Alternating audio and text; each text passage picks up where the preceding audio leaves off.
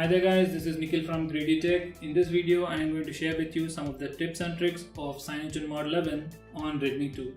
So guys, this is the Redmi 2 device and I have flashed CyanogenMod 11 on it, and yes, flashing a ROM on it other than MIUI will void your warranty, and obviously I lost the warranty for this device.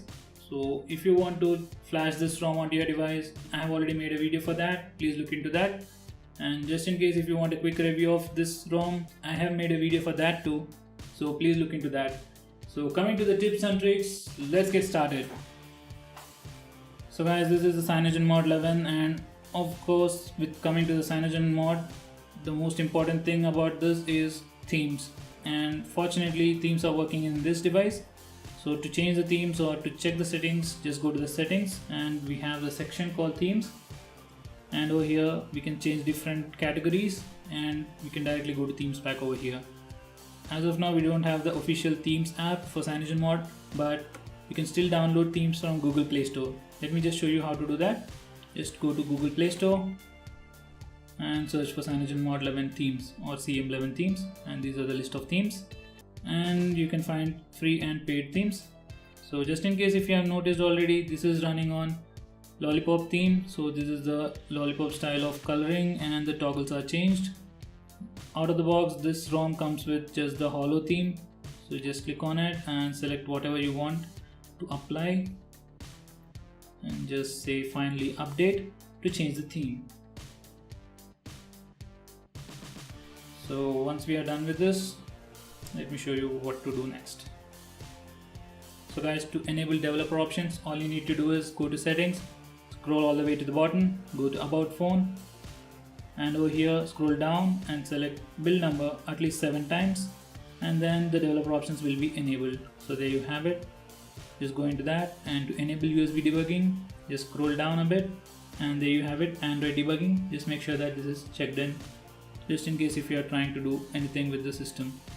And another important thing is that when you press the power button, you get all these options, but additionally if you go to reboot, normally you'll just get the press OK to reboot the device. But to get these additional options, you need to go to developer options and select this option, that is advanced reboot. On that note guys, just in case if you want to see the place where you are touching the screen, then there's an option over here that says show touches. There you have it. Just click on it and it will show you the place you are touching with a bubble. So now you can see a small bubble just behind my finger. That means that that's the place I've been touching just a moment ago. So if we go all the way to the bottom, there is this option that says kill app back button. So if you enable that, what it basically does is, let's assume I want to kill this app, then I can simply press and hold back button and it will kill the app. There you have it. Let me show you it with the Play Store. So this is the Play Store. I'm pressing and holding back button and now it is killed. So let's go on to the settings. So let's go to app drawer. So these are the list of apps that you get, and just in case guys, out of the box the CyanogenMod doesn't come with Google Apps. You need to flash another file, GApps, to get the Google Apps. If you have any problem getting the Google app, just look at my video.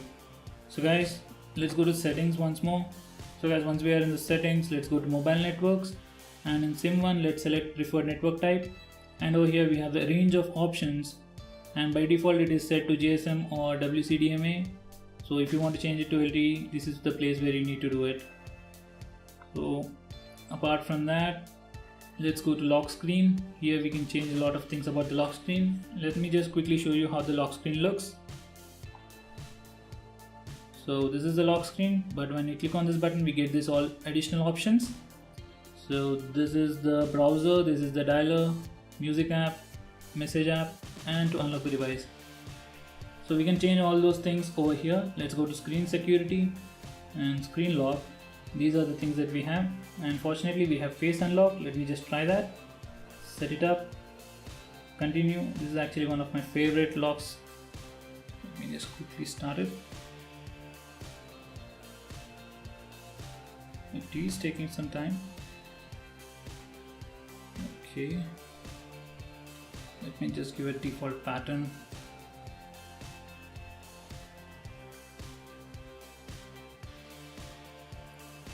So let me unlock the device using my face or face unlock.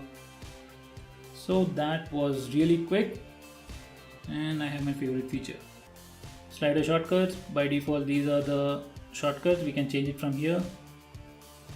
You can click on it to change the different app. So anyway, let's go back. Custom widgets. So let me just lock it. Now these are called as widgets. You can add additional widgets. So to add additional widgets, you need to go to custom widgets, just enable it, and once you unlock this device, if you go left, you have a plus button, and now you can add whatever widgets you want. So going on buttons action, on the lock screen we have different buttons action. Now let's put long press menu button to torch. Let me just try to unlock, and this is currently in the lock screen, and let me press menu button, and now the flash is on. So it's a really good feature. So let's see what we have here. So that's pretty much it here. Let's go to themes, and as I've already shown you, you can change all these things over here. Let's go back. Status bar tweaks. Over here we can show the battery percentage. We can adjust battery control by status bar. Let me just show you that. Simply slide on the notification bar to change the brightness. One really handy feature. Let's go back. So this is the notification drawer, and we can enable heads up notifications over here. Just click on it and enable, and we'll get heads up notifications from now on. And by default this is the notification toggles layout, and to change it we can either just press the button over here and press it again, and to add new toggles, let me just add camera. And now let's go back. Let's open up the notification bar, and there we have it, camera. One nice thing about this is you can take pictures directly from the notification bar. Just click on it and it takes a picture. So let's go back. Guys, I am just giving you a brief overview. There are tons of features over here. Just go through every one of them. Coming to sound, well, you know most of it, but just in case if anyone wants their phone to vibrate when you're getting a call, make sure that you enable this particular option, vibrate during call. So next time you get a call, your phone vibrates. So moving on. So guys, now we are in the buttons section, and just in case if you want to end calls with the power button, just press this option and you will be able to end calls with the power button. Usually it is very handy for old people. So anyway, you have additional options like what the long press action is and what the double tap action is and all. So do check them out. And going on, let's go to apps, and let's see if we have the option to move the apps to the SD card. So we don't have an option to move the apps to SD card. So anyway, let's go on. So guys, coming to profiles, these are like automation tools which get automatically triggered based on which Wi-Fi you're connected or which time it is on the day. So I definitely don't use it. Instead of this I use Lemma, which works much better than this. So going on, let's go to location, and by default it is set to battery saver. To save battery, just keep it at battery saver mode or simply turn off the location.